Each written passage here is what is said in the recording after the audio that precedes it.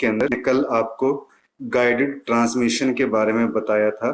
आज मैं इसमें आपको बताऊंगा अनगाइडेड ट्रांसमिशन। ठीक है, तो ये अनगाइडेड ट्रांसमिशन आपके पास क्या होता है वो आज हम इसमें डिस्कस करेंगे। An unguided transmission transmit the electromagnetic waves, ये इलेक्ट्रोमैग्नेटिक वेव्स को ट्रांसमिट करता है बिना किसी without using any physical medium, बिना किसी फिजिकल मीडियम की हेल्प के। ठीक है, therefore it is also known as, इसको हम क्या बोलते हैं, वायरलेस ट्रांसमिशन। इसलिए इसको हम क्या बोलते हैं, वायरलेस ट्रांसमिशन। इसमें क्या होता है आपके पास इन अनगाइडेड मीडिया, इसमें जो एयर है वो क्या एक मीडिया है थ्रू जिसके थ्रू हम क्या करते हैं, इलेक्ट्रोमैग्नेटिक एनर्जी कैन इजिली आपके पास फ्लो होती है। अनगाइडेड ट्रांसमिशन को हम ब्रॉडली 3 कैटेगरीज के अंदर हम डिवाइड करते हैं।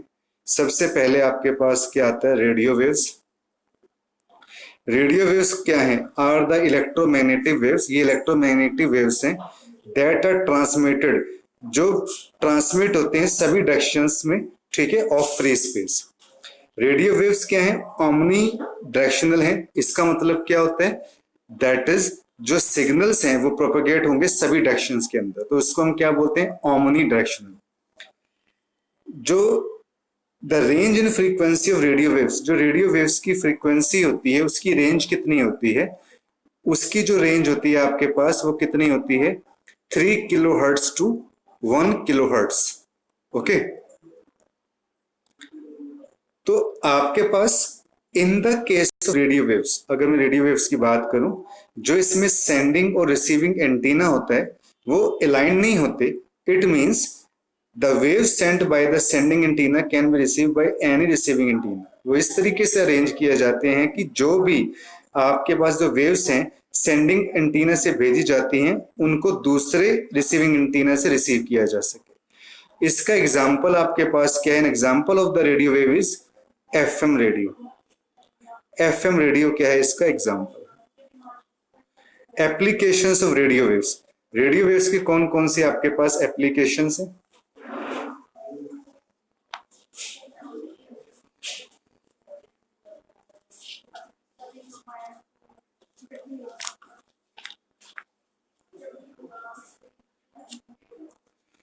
FM radio, television, cordless phones, ये सब किसके एग्जांपल्स हैं आपके पास, रेडियो वेव्स के। एफएम रेडियो हो गया, टेलीविजन हो गया आपके पास, ठीक है, आपके पास कोडलेस फोन हो गया, ये सब रेडियो वेव के एग्जांपल्स हैं।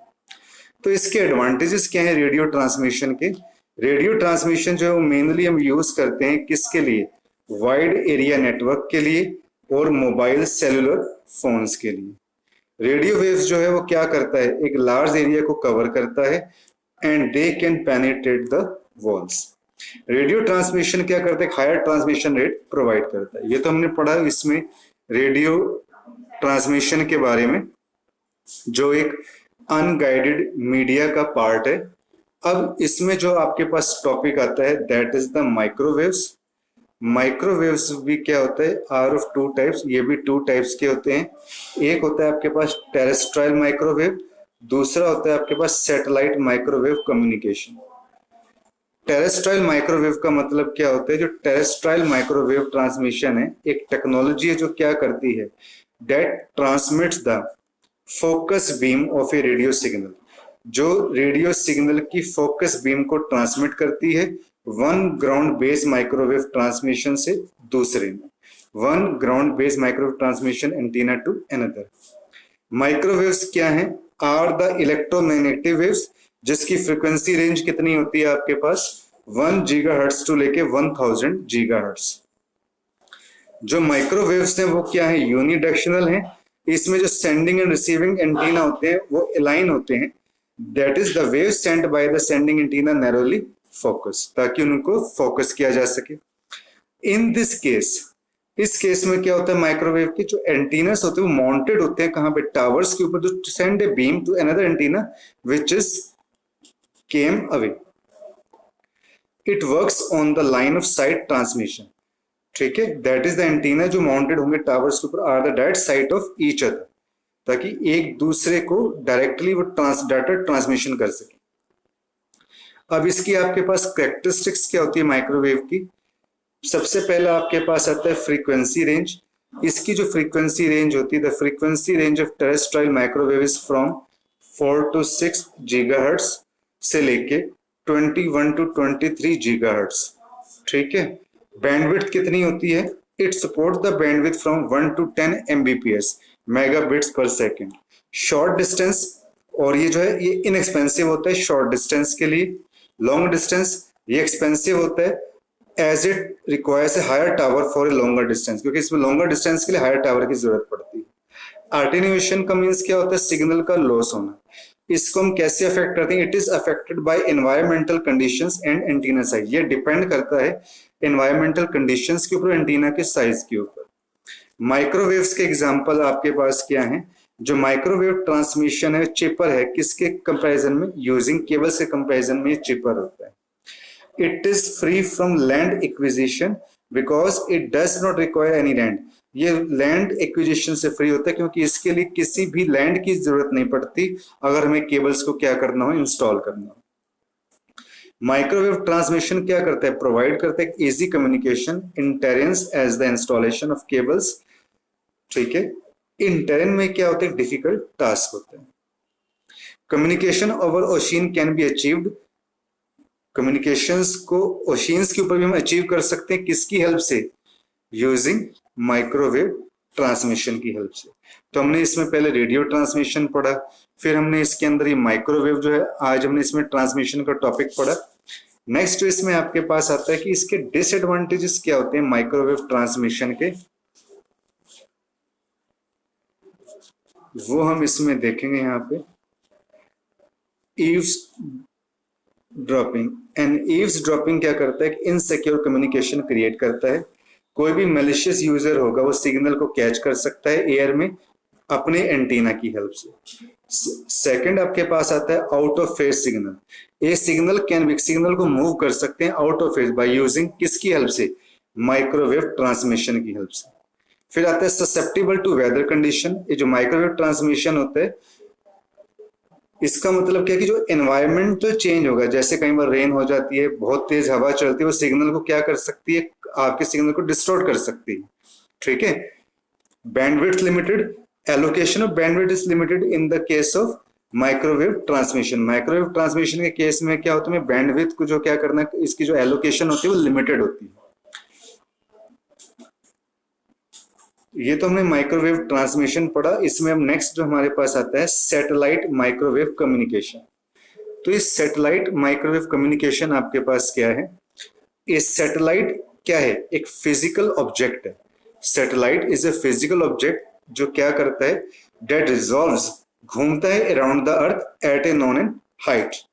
सैटेलाइट कम्युनिकेशन मोर रिलायबल है आजकल because it offers more flexibility, क्योंकि ज्यादा फ्लेक्सिबिलिटी प्रोवाइड करता है केबल और फाइबर ऑप्टिक सिस्टम्स के कंपैरिजन में। We can communicate with any point, हम किसी भी पॉइंट के ऊपर हम कम्युनिकेट कर सकते हैं on the globe by using satellite communication. मतलब वर्ल्ड में कहीं भी किसी भी पॉइंट के ऊपर हम कम्युनिकेशन कर सकते हैं। तो सैटेलाइट जो है आपके वर्क कैसे करता है? How does satellite work? The satellite क्या करेगा? सबसे पहले सिग्नल्स को एक्सेप्ट करेगा, दैट इज ट्रांसमिटेड, जो हम कहां से ट्रांसमिट करेंगे? अर्थ स्टेशन से, और ये सिग्नल को एम्पलीफाई करेगा। एम्पलीफाई सिग्नल इसको रीट्रांसमिट करेगा टू अनदर अर्थ स्टेशन। तो इसके एडवांटेजेस क्या हैं आपके पास? Advantages of satellite microwave communication. पहला, the coverage of area of a satellite microwave is more than the, जो सैटेलाइट माइक्रोवेव का कवरेज एरिया होता है वो टेरेस्ट्रियल माइक्रोवेव से क्या होता है आपके पास? ज्यादा होता है। द ट्रांसमिशन कॉस्ट जो सैटेलाइट की होती है वो इंडिपेंडेंट होती है of the distance from the centre of the coverage area. Satellite communication को हम यूज करते हैं कहाँ कहाँ पे? मोबाइल में, वायरलेस कम्युनिकेशन के अंदर, ठीक है। इसको इंस्टॉल करना इजी होता है। It is use in a wide variety of applications. इसको हम ज्यादा यूज करते हैं कहाँ कहाँ यूज करते हैं? जैसे वेदर फोरकास्टिंग में, रेडियो टीवी सिग्नल्स में, ब्रॉडकास्टिंग में, मोबाइल कम्युनिकेशंस के अंदर। यहाँ हम इसको क्या करते हैं? हम करते हैं इसको ट्रांसमिट। ओके,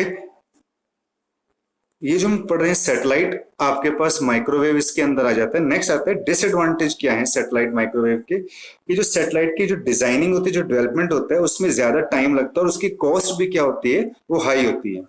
सैटेलाइट्स को ज्यादा हमें मॉनिटर करना पड़ता है, उस पर ज्यादा आपको कंट्रोल करना पड़ेगा, मतलब डिफरेंट पीरियड्स के अंदर, ड्यूरेशन पीरियड्स, आपको उसको ध्यान रख देना पड़ेगा, so it remains in orbit, ताकि ऑर्बिट में क्या हो, बना रहे। The life of the satellite, इसकी लाइफ कितनी होती है, 12 to 15 years. Due to this reason जो अनदर लॉन्च होता है, हमें दूसरे सैटेलाइट को क्या करना पड़ता है, विद प्लानिंग के साथ हमें जो है लॉन्च करना पड़ता है, क्योंकि अब ये जो पुराना सैटेलाइट है वो काम नहीं करेगा, वो फंक्शन के अंदर नहीं रहेगा।